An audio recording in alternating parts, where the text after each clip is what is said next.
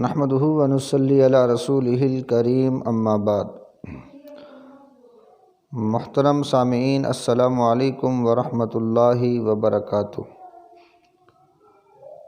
آج میں آپ دوستوں کے سامنے ایک خوبصورت حدیث مبارکہ ذکر کروں گا، جس کے اندر حضرت انس بن مالک رضی اللہ تعالی عنہ نے نبی کریم صلی اللہ علیہ وسلم کے جسم مبارک کا نقشہ کھینچا ہے۔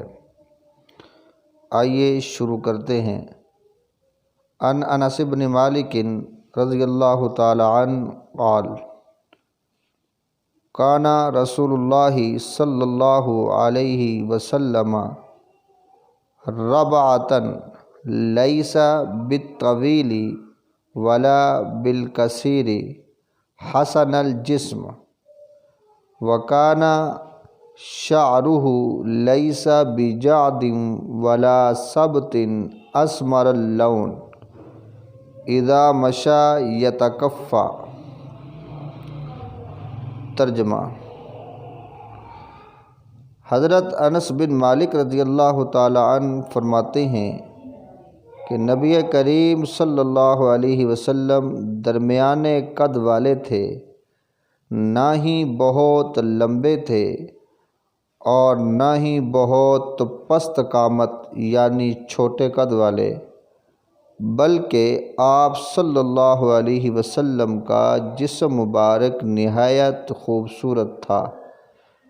آپ صلی اللہ علیہ وسلم کے بال نہ بہت زیادہ گھنگریالے تھے اور نہ ہی بالکل سیدھے۔ آپ صلی اللہ علیہ وسلم کا رنگ مبارک گندمی تھا۔